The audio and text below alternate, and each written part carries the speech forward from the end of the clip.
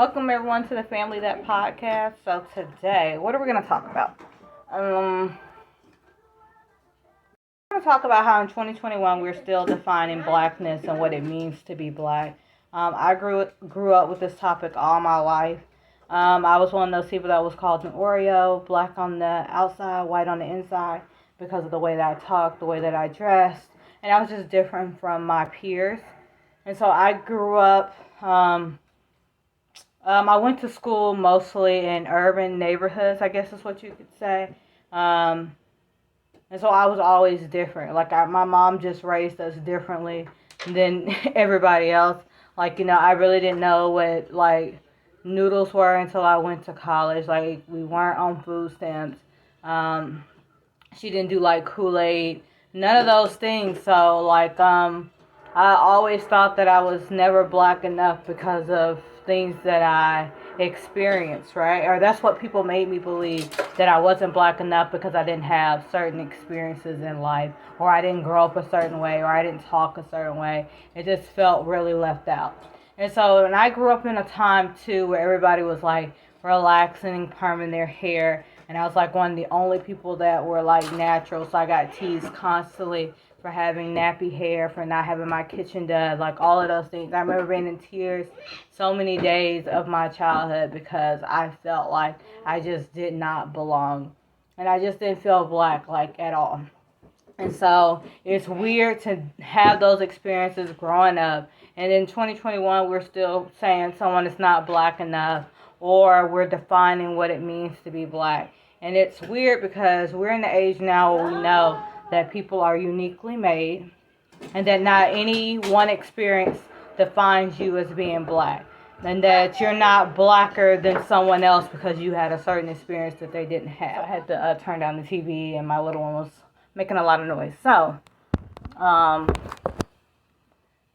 don't know where I was. Okay, so I think that it's weird that in 2021 we're still trying to define people's blackness. We're still coming at each other and saying, "Oh, you're not black because of this," or "You're not black because of that." And I just think it's weird to still be at odds like we are in our community, just based on trying to say who's black and who's not.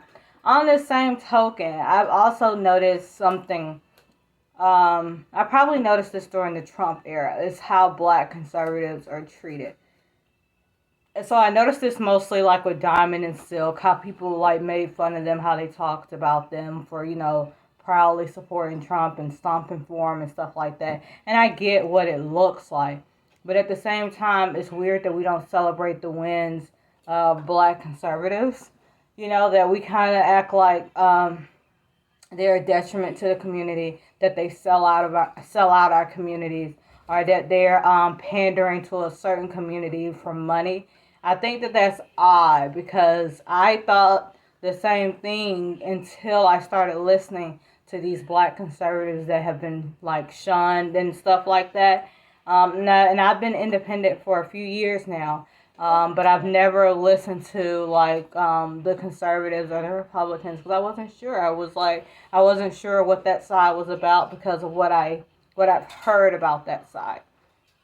And so this is turning something else. But so what I'm saying is, I think that it's interesting that we don't celebrate everybody in our community. That saying that says, "Oh, I'm rooting for everybody black," but that's not true. You don't root for everybody black. You root for everybody black that goes along with the certain agenda. You root for everybody black that you feel is culturally appropriate. That's just what defines blackness to you. But if they don't define blackness to you, then you're not apt to celebrate them. And the reason why I even bring that up, because I remember how people celebrated VP Kamala Harris, right? Everybody's wearing the Converse and the pearls.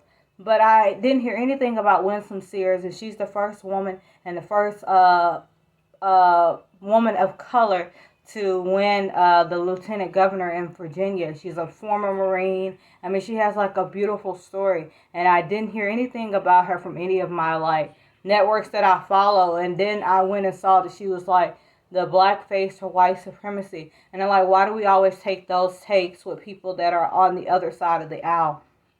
I just think that that's just ridiculous. We shouldn't shun people because of their political party if they're still making positive change for the Black community. Like, how are we going to know what they can do if we don't give them the chance? And so, anyways, like, for example, like Angela Stanton King, she's always talking about like being pro-life and trying to save children's lives and things like that. But the way that they talked about her, you would have thought that she was another type of way. You would have thought that she was doing something so detrimental to the community and that, you know what, yeah, she needs to go away. But when I heard her talk, I hear all of these conservatives talk. And I think you get tired of trying to wake people up and to show them that, you know what, this is the change that we need to have in our communities, that we need to stop voting the same way because this side is not doing anything for us. And not saying that the right is doing anything for us either, but we haven't given that side a chance. So I feel like when we're defining Blackness, what does it mean? Like, do you really celebrate everybody that's Black if you shun a certain part of the community because of what they think politically? I just think it's interesting. Then you're like, oh, they don't have any Black people at their events. How many Black conservatives do you know? Open Black conservatives do you know? Honestly. And it's because we've all been trained to think alike. We all got to move alike. We all got to do the same things because nobody wants to be considered anti-Black. Nobody wants to be considered anti-Black.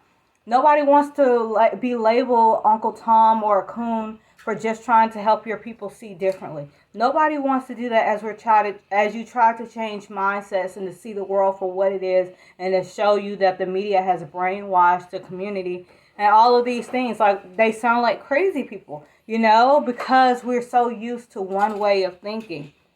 And the thing is, we all have to learn how to have a well-informed opinion. Okay, my phone. Camera space. Okay, so if we know that there's one way to define Blackness, why do we then shun those that think differently or don't go along with the typical, let's say, Democrat liberal agenda and would like to think differently? Why do we, throw those people to the side? Why do we not value their opinions just as much? Like, why don't we have equal representation on both sides? Why don't we have just as many, Black Republicans to Black Democrats, anything, it should be that way. It shouldn't be like all of us should be on this side. It looks, we should all feel free to think however we want to think. Okay, so why do we throw these people to the side just because they think differently politically? Or why do we throw people to the side just because they have a different opinion than we do? We then consider them not Black. We want to trade them and things like this. But the truth is, there's no one way to be Black. And we're still defining Blackness in 2021. And it's honestly sad to see because all kids growing up need to know that there's no one way to be Black. This doesn't make you, more Black than the next person because X, Y, and Z. But instead, we show them differently. We show them that this is the only way to be Black and there's no other representation. And our representation is lacking because we're not seeing the whole spectrum of what we can be. We are brilliant, innovative, and resilient. They need to see that from everybody. We can have representation all across the board. And so we need to see everybody. It doesn't matter what people think or feel because at the end of the day, if they're not trying to harm the community, then we shouldn't try to throw them away. And I know you can disagree with someone and still try to meet them in the middle or see what they're saying and try to get the information that you can from it instead of throwing them away.